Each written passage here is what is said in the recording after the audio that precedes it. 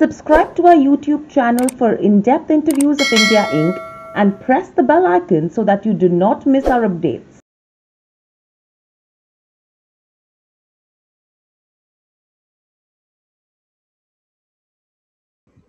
Hello and welcome to Nirmal Bang, ladies and gentlemen. I'm Hiral Dadia.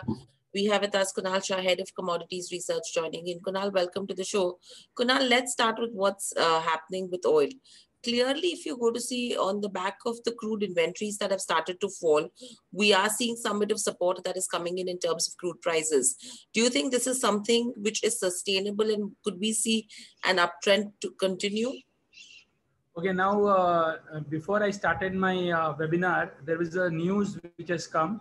It says that German foreign minister says we have made progress in Iran nuclear talks.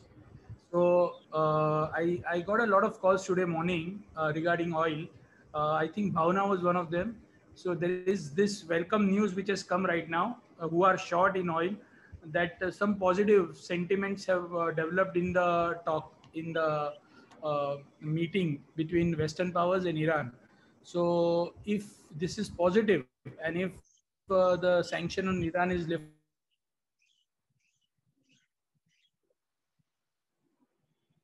Kunal, we've lost you completely.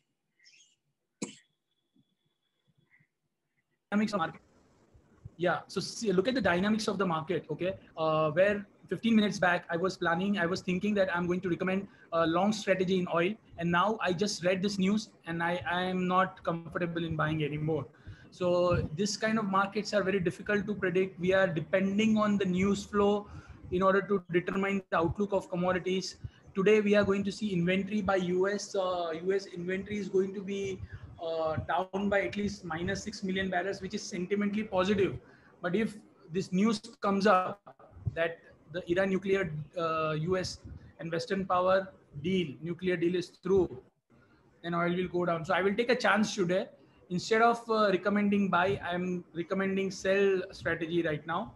And I'm expecting, oil can go down 5460 selling level, 5500 stop loss, and 5380 should be the target. So just because of this statement, I am made to change my strategy. Otherwise, I was going to go ahead with the buy call.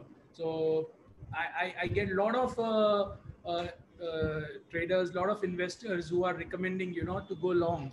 So my sense is very clear that we are going to see some correction during evening session because of this news. Okay, so that's with regards to where overall crude is concerned. Now, moving on in terms of gold and silver as well, you've seen gold and silver which are trading higher. What's the sense that you pick up taking into consideration what the Fed is doing, the change in stance that we are seeing on their liquidity tightening and their QE, and what's the impact we could see on precious metals and bullion? Yeah, so dollar index last Monday, I recommended long in copper, long in gold, long in silver, long in crude. So this was my recommendation last week. But now also gold, I think the way US bond markets are reacting, it doesn't look sell at all. So gold can still surprise on the upside.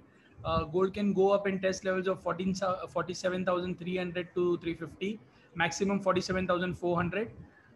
If gold moves up, even silver can go up and test levels of 68,200, 68,300. So gold and silver, the overall view is definitely looking positive. I'm expecting some bounce back to take place in gold and silver, especially in gold. Okay, so that's with regards to where gold goes.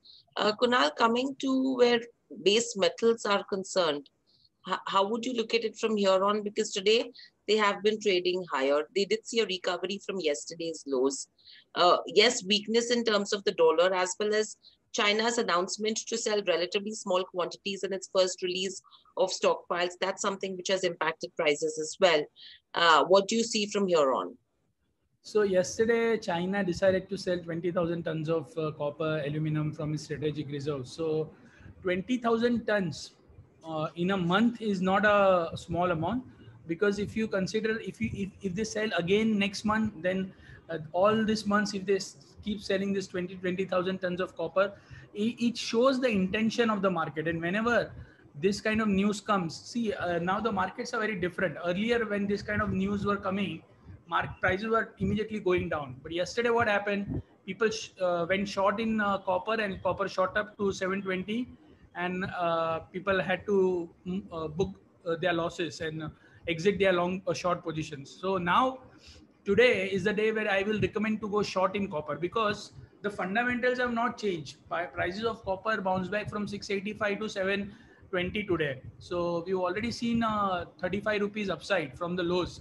So now, considering the fundamental view which I have developed, I look to sell 717, go short in copper, 721, put a stop loss, and expect prices to go down at test levels of 708, 707. As far as other metals are concerned, even zinc, for the same reason, sell at 234, put a stop loss of 235.50, and cover your short positions around 231 to 31.50.